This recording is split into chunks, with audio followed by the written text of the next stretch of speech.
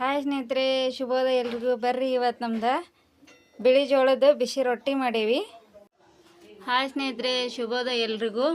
ಇವತ್ತು ಬಿಸಿ ಬಿಳಿ ಜೋಳದ ರೊಟ್ಟಿ ಮಾಡೇವಿ.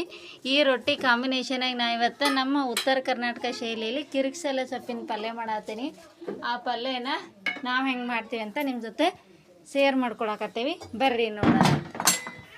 ಈ ಕಿರಿಕ್ಸಲ ಸೊಪ್ಪಿಗೆ ಇವಾಗ ನಾವು ಕರಿಬೇವು, ಈರುಳ್ಳಿ, ಬೆಳ್ಳುಳ್ಳಿ ಮತ್ತು ಟೊಮೆಟೊ, ಹಾಗೆ ಕೊತ್ತಂಬರಿ ಸೊಪ್ಪು, ಹಸಿಮೆಣಸಿಕಾಯಿ ಕಟ್ ಮಾಡ್ಕೊಂಡಿವಿ.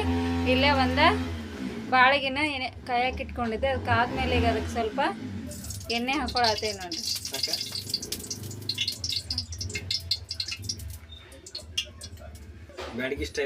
ಇವಾಗ ನೋಡ್ರಿ, ಎಣ್ಣೆ ಕಾದ್ಮೇಲೆ ಅದಕ್ಕೆ ಬೆಳ್ಳುಳ್ಳಿ, ಕೆಲವ್ರು ಇದಕ್ಕೆ ಶೇಂಗಾ ರುಬ್ಬಿ ಹಾಕ್ತಾರೆ, ಆಮೇಲೆ ಕಾಯಿ ಎಲ್ಲ ರುಬ್ಬಿ ಹಾಕ್ತಾರೆ. ಬಟ್ ನಾವು ಕಾಯಿನೂ ಹಾಕ್ತಿಲ್ಲ, ಶೇಂಗಾನೂ ಹಾಕ್ತಿಲ್ಲ. ಇವಾಗ ಅದಕ್ಕೆ ಜೀರಿಗೆ, ಸಾಸಿವೆ ಹಾಕತ್ತೀವಿ. ನಾವು ಯಾವುದೇ ಥರನಾಗಿ ರುಬ್ಬಿ ಹಾಕದೆ, ಏನೂ ರುಬ್ಬಿ ಹಾಕದೆ ಮಾಡಾಕತ್ತೀವಿ ಇವತ್ತು ಸಿಂಪಲ್ಲಾಗಿ. ಬಟ್ ಭಾಳ ರುಚಿಯಾಗಿರ್ತೈತಿ ನೋಡ್ರಿ.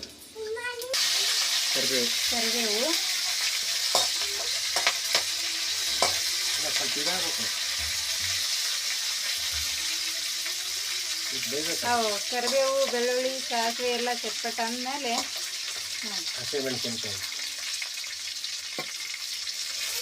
ಹಸಿರುಗಾಯಿ ಹಚ್ಚಿಸ್ಕೊಂಡಿದ್ವಲ್ಲ, ಹಸಿರುಗಾಯಿ ಹಾಕೊಳತ್ತೀವಿ.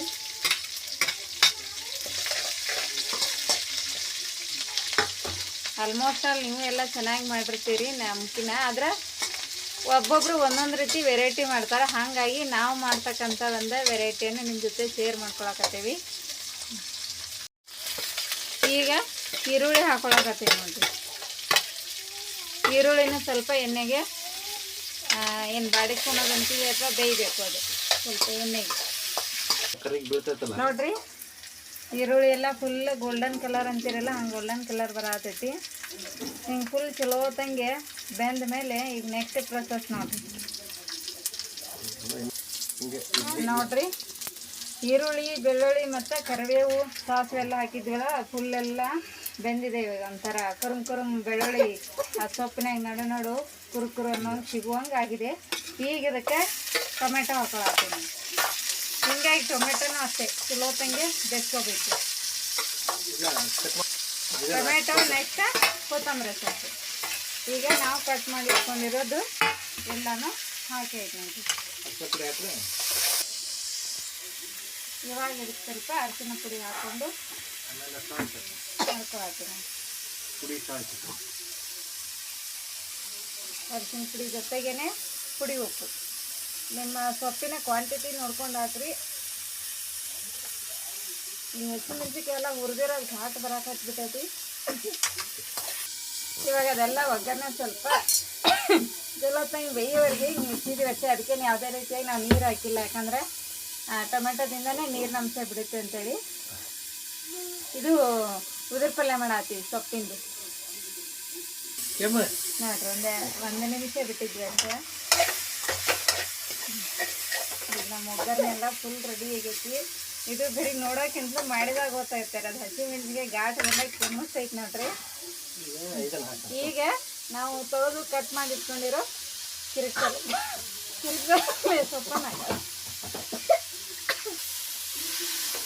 ಸೊಪ್ಪನ್ನು ಹಾಕಿ ಎಲ್ಲಾನು ಮಿಕ್ಸ್ ಮಾಡ್ಬೇಕು ನೋಡ್ರಿ.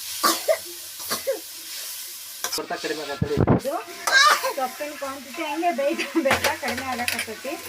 ನಾವು ಹಂಗೆ ತಗೊಂಡಿರೋ ಅಷ್ಟು ಸೊಪ್ಪನ್ನು ಈಗ ಹಾಕ್ತಾ ಅದನ್ನು ಬೇಯಿಸ್ಕೋಬೇಕು ನೋಡಿ.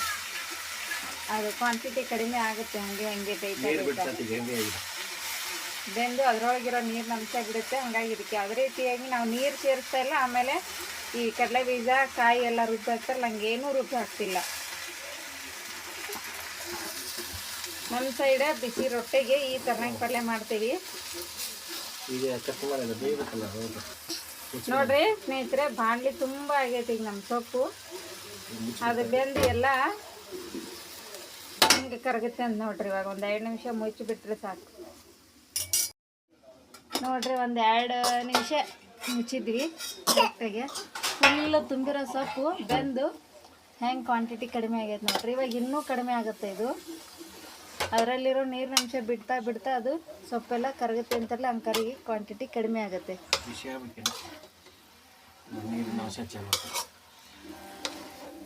ಇವಾಗ ಹಿಂಗೆ ಎಲ್ಲಾನು ಚಲೋ ಹೊತ್ನಾಗ ನಮ್ದು ಒಗ್ಗರಣೆಲ್ಲ ಮಿಕ್ಸ್ ಮಾಡ್ತಾ ಬೇಯಿಸ್ಕೊಂಡ್ರೆ ಮಸ್ತಾಗಿರೋ ಸೊಪ್ಪಿನ ಪಲ್ಯ ರೆಡಿ. ಇವಾಗ ಹಿಂಗೆ ಮಾಡಿ ಇವಾಗ ಮತ್ತೆ ಒಂದ್ಸಲ ಮುಚ್ಚಿ ಇನ್ನೊಂದು 2 ನಿಮಿಷ ಬೇಯಿಸೋಣ. ನೋಡ್ರಿ ನಮ್ದು ಸೊಪ್ಪಿನ ಕ್ವಾಂಟಿಟಿ ಫುಲ್ ಅಂದ್ರೆ ಫುಲ್ ಕಡಿಮೆ ಆಗಿಬಿಡ್ತು. ಬಾಣಲೆ ಫುಲ್ ಆಗಿತ್ತು, ತಳಕ್ಕೆ ಬಂದುಬಿಡ್ತು. ಇವಾಗ ಇನ್ನು ಹಾಗೆ ಮತ್ತೆ ಒಂದು ಸತಿ ಎಲ್ಲ ಮಿಕ್ಸ್ ಮಾಡಿ ಇನ್ನೊಂದು 5 ನಿಮಿಷ ಮುಚ್ಚಿ ಬೇಯಿಸ್ಕೋಬೇಕು ಚಲೋ ತಂಗಿ.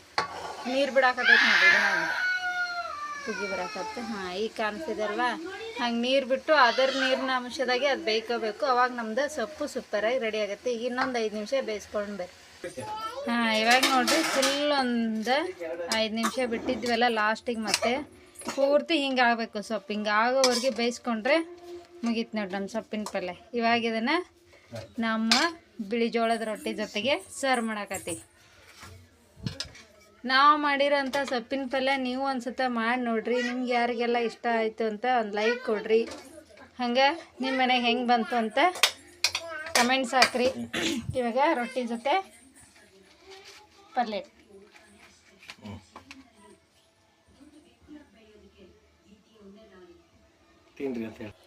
ನಾ ಮಾಡಿರೋ ಈ ಕಾಂಬಿನೇಷನ್ನಲ್ಲಿ ನೀವು ಒಂದು ಮಾಡಿ ತಿಂದು ನಿಮ್ಮ ಅಭಿಪ್ರಾಯಗಳನ್ನು ಕಮೆಂಟ್ಸ್ ಮಾಡಿರಿ. ವಿಡಿಯೋನ ವಾಚ್ ಮಾಡಿದ್ದಕ್ಕೆ ನಿಮಗೆಲ್ಲ ಧನ್ಯವಾದಗಳು. Thank you friends.